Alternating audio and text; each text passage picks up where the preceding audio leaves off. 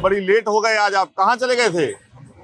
Sir आपको याद करना 3-4 मीटिंग और अटेंड करनी थी, 3-4 मीटिंग सुबह ऐसे हमारा 3-4 मीटिंग शुरुआत होती है सुबह 5 बजे से, तो वक्त पर चले जाते हैं। तो हमारे यहाँ एक टाउनशिप है उत्तरायण, तो वहाँ भी इलेक्शन हो रहा है। अच्छा, वहाँ भी हमारे जो हाउस होल्डर है उनका इलेक्शन हो रहा है। हाँ। और ये राजनीतिक भी फीकी पड़ रही है वहाँ के अपेक्षा। अच्छा जी। आप 2 टीम बन गई है, आगे हम लोग चुनाव करके पूरी टाउनशिप जो कि उत्तरायण के नाम से है, हाँ। वो बहुत ही बेहतरीन हमारी नॉर्थ बंगाल की है। हाँ।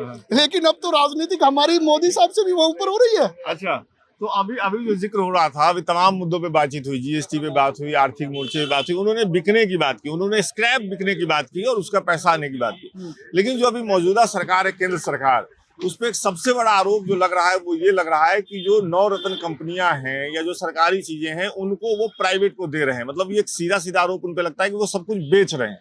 अभी विपक्ष के शब्दों का इस्तेमाल करें तो ये उन पे बेचने का आरोप लगता है। मैं आपसे पूछना चाहता हूं कि क्या आप इससे सहमत हैं कि मोदी सरकार जो सरकारी कंपनियां हैं, चाहे वो रेलवे में या बाकी चीजों में, प्राइवेट की जो हिस्सेदारी दे रही है वो ज्यादा दे रही है? सर ऐसा नहीं है, सरकार जुम्मे जुम्मे अभी आई है। 70 साल की 5 साल हो चुके हैं ये। जी सर, 5 साल हो गए हैं, लेकिन आप 70 साल की जड़ों के अंदर जो जहर, जो खोखली हो गई, उसको टाइम लगेगा।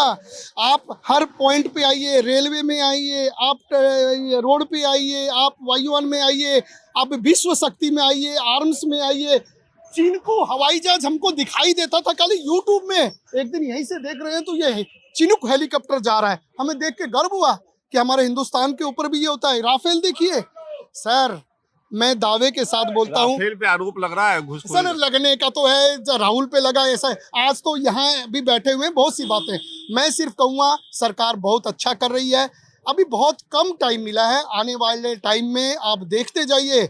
आज जो आदमी अमेरिका का प्रेसिडेंट उसका प्रोटोकॉल छोड़ के उसको रिसीव करने जा रहा है, दिस इज नॉट कोई छोटी बातें नहीं है। कौन से ट्रम्प के बारे में कह रहे हैं? अरे आप ट्रम्प के बारे में बोलिए, दूसरे राष्ट्र अध्यक्ष के बारे में जाइए, उनके साथ में। अभी कहीं भी कंट्री में हमारे लोग जाते हैं तो हमें गर्व की नजर से देखते हैं।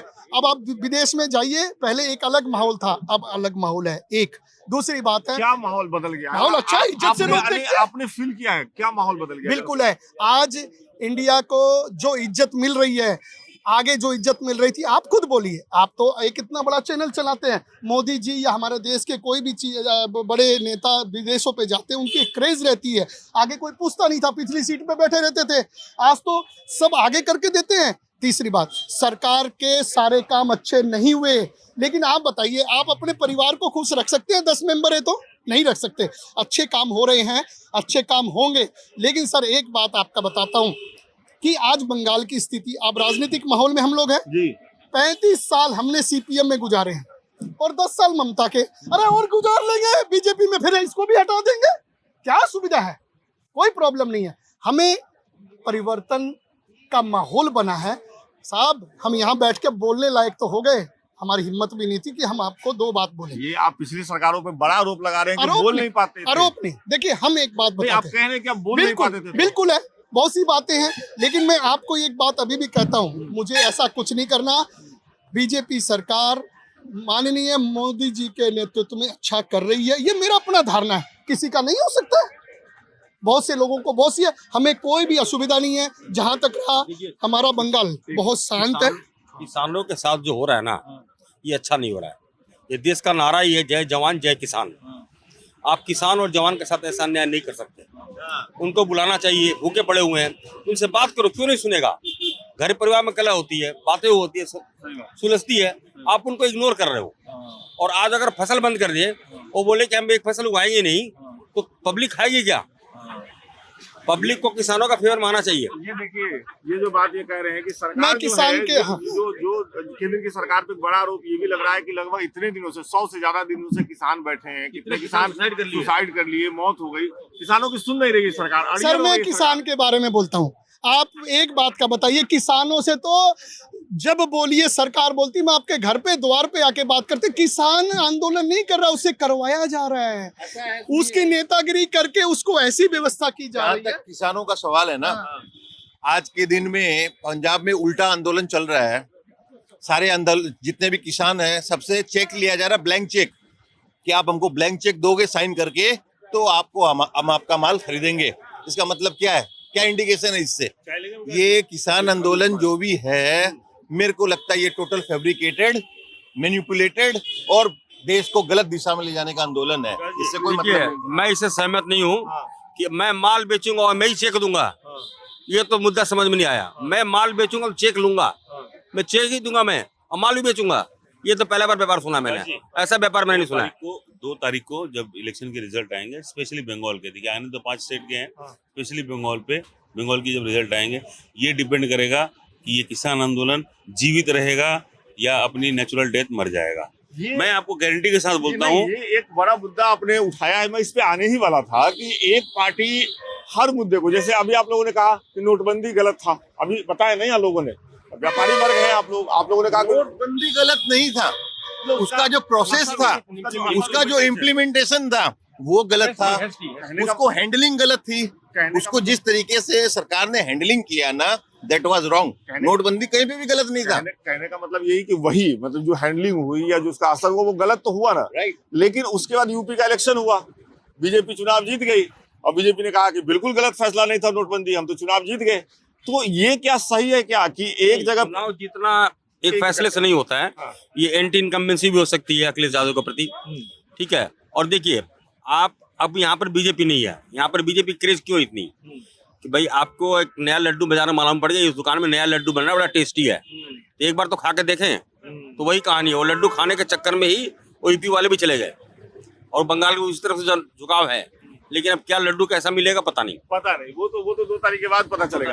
लेकिन मैं बंदा हॉस्पिटलाइज हो जाता है, डॉक्टर बोलता है बस आस कमी है, तो क्या करें, घर वाले परिजन क्या करेंगे, नीचे में गणेश जी का किसी जी का मूर्ति लगा हुआ है, जाके ऐसे जय भगवान का नाम।